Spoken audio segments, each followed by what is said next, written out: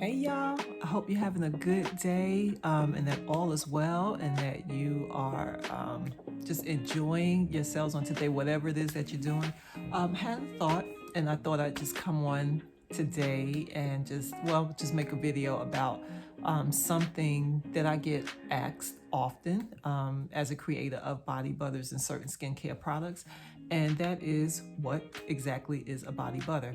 I also want to apologize because it probably looks like I'm not looking directly at you as I'm talking. I don't know what's going on with my camera. Some days it's on, some days it's off, maybe because I'm filming in a different area, but I can't seem to make it look like I'm looking right at the camera, but I am. But anyway, so it looks like if it looks like I'm looking off, forgive me. But anyway, just want to answer one question today, and that is, what exactly is a body butter and why is body butter so appealing? Because a lot of people, they will ask, well, what is body butter? How does that differ from lotion? And I think it's a very good question. It's not a crazy, silly question because they are two very different products and made, differently, although they can have some of the same ingredients. So that's something I just kind of wanted to answer real quickly on today, and just kind of give you a little visual illustration about why they are different. So a body butter, and of course, don't feel bad if you ever had this question because it's a question. We don't ask, we're not gonna find out. So body butter, just like a lotion, it's applied to your skin. Lotion, the thing about lotion is that it has a higher water content when it's made. So typically with body butters, you don't use water when you make a body butter. It is simply butter and oil. Butter and oil.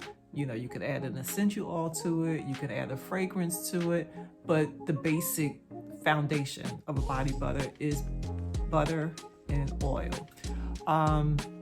Lotions differ a little bit differently. Like I said, lotions have they have water, as a part of the formula, and you can actually squeeze lotion out of a bottle. So I just one little lotion here, just wanted to kind of show you. So this is, you recognize the little pink bottle, probably know what brand it is, but we're not getting paid to endorse them, so we're not showing the brand name. But this is lotion, right? Here we go. So we're squeezing it out. Body butter is not going to do that, we're not going to waste the lotion, we're going to use it.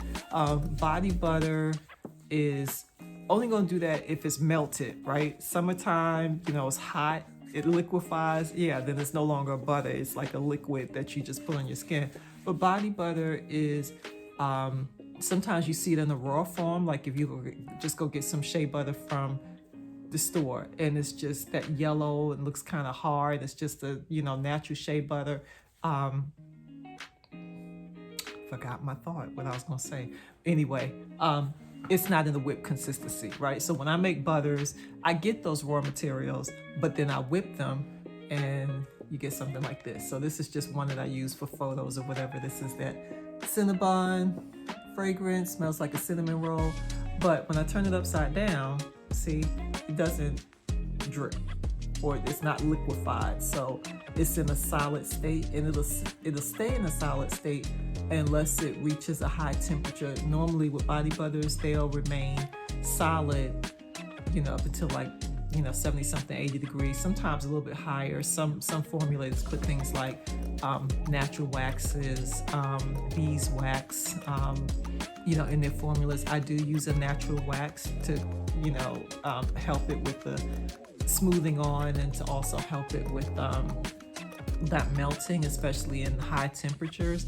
But those are some of the basic differences. Lotion has water, right? Lotion has water. Body butters don't really have waters. Lotions, because they do have water, you have to include or have to formulate it with a preservative, right? There's some natural preservatives out there. There's some synthetic skin-safe preservatives out there, but you have to use that because if you introduce water to a product or formulation, it has the potential for developing mold. So you need to use a preservative that's going to keep mold from developing in your product. So lotions typically, or should anyway, have a good skin safe preservative. Body butters, you don't have to make them with a preservative, but if you're one that's just going to keep it in your shower or something like that and water's going to be introduced to it, then yeah, you might need to, have a preservative. I typically, or I don't make my body butters with preservatives. I caution people to keep it in a cool, dry place so that it doesn't melt, and not introduce water to it. So even if you're showering, something like that, your hands are wet, I encourage you to dry your hands off before you dip your hands in your body butter, because you don't want to introduce mold to it, right? Body butters, as I said, they are thicker than lotions, right? You said that. They're a lot more concentrated. They don't contain water, so they absorb a little bit more easily in the skin. Lotions can absorb in your skin as well, but body butters typically will go directly into your skin. And they can also be used on your hair. Some people, I guess if they have a very light texture hair, maybe they'll put lotion in their hair. But body butters can be used on both skin and hair. What was I going to say? Yeah, I was going to say body butters also might be a little bit oilier or greasier, just because they're just all butters and oil. So what you can do, or what a lot of formulators like myself will do, is we will add something to it to help with the rate of absorption, right, onto or into your skin. So we might add something like cornstarch, right? Our grandmothers used to use cornstarch back in the day, maybe for under their underarms or whatever, to manage the sweat. Arrowroot powder, and these are things too that you cook with, so they're safe for your skin. Tapioca starch, that's another one. There are even some natural clays that you can mix with your formulas that will also help with absorption, or to help help with the greasiness, right? So you're not sliding all over the place with your butters on your skin. So you can add those different things, like I said, cornstarch, arrowroot powder, tapioca starch, or natural clays to help with that greasiness. The other thing I was going to say is that sometimes with body butters, you might see, like if you go to the store and you buy body butters on the shelf, you'll see that sometimes the first ingredient says water or aqua. It might say water, aqua, something like that. And that is because those producers are trying to make sure that those body butters are very stable in the stores, in case the stores get hot, or people, buy something, they're traveling home with it, it gets hot, they leave it in the car, what have you. That's not truly a body butter. That's more like a cream or a moisturizer. So they may be using a lot of the ingredients that go into a body butter, but they're adding water to it, because water gives it this different type of stability so that it doesn't melt, but it changes, I guess, the structure, of the butter. So it then becomes like a cream or a very, very thick lotion, where you will have to add a preservative to it, so that it does not develop mold or bacteria. So some of the things that you see on the shelf that says body butter, call it what you want. Authentic body butters won't have water in them. They'll be, it'll when you add the water, again, it becomes a very thick cream or moisturizer, which is cool, which is good, still a very good product for your skin, because water is good for your skin, but it's not going to be that strictly oil and butter based product, right? So just want to make that clarification. And then, as I said, preservative is going to be required. So the other question I get sometimes is, where do body butters, where do body butters come from, right? Where do you just get butters from? Because we know we go to the store, we need some shea butter, it's on the shelf, and we just get it. And we, a lot of us know that, yes, that's, the origin of shea butter comes from, different areas of Africa, right? But there are so many other butters out there, and that we use to produce a lot of the things that we use on our skin, or even for cooking, right? For cooking, So butters and oils, just looking at my notes. Butters and oils used for skincare can be naturally sourced from fruits, from nuts, from seeds, from all different regions of the world, right? So some of the more popular butters that we use are shea butter. I use shea butter, unrefined shea butter, cocoa butter, right? Mango butter. And then there are some butters also that are a little bit more exotic that come, I'm just focused on the ones that come from like Brazil and the Amazon, the rainforest, or what have you. So there's a butter called Bakuri butter. There's a Kapuasu butter. There's a Muro Muro butter. We don't really know, learn about those because we don't see those often because they're not often on the shelves, but some makers do include them.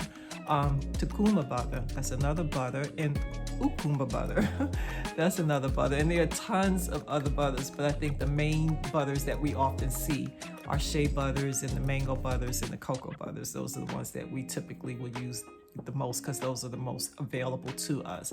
And then there are oils also that we use. So oils that come from fruit and seeds, like olive oil, right?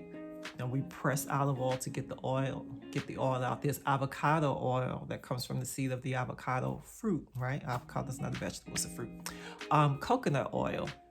There's apricot seed kernel oil, or apricot kernel seed oil, There's hemp seed oil, and I love hemp because it's a very heavy moisturizing oil. And then they're rich in vitamins. They have vitamin C, they have some natural antioxidants, vitamin A, vitamin E is another one. I use vitamin E's in my butters because they help the oils from going rancid. So it's not a preservative, but it does kind of stretch the life expectancy, if that's such a thing, of the oil. It helps it from not going rancid. So a lot of times the oils already have vitamin E, but I like to add additional vitamin E just to prolong the life of the oils. So that is just a quick overview on butters and oils and why we use butters,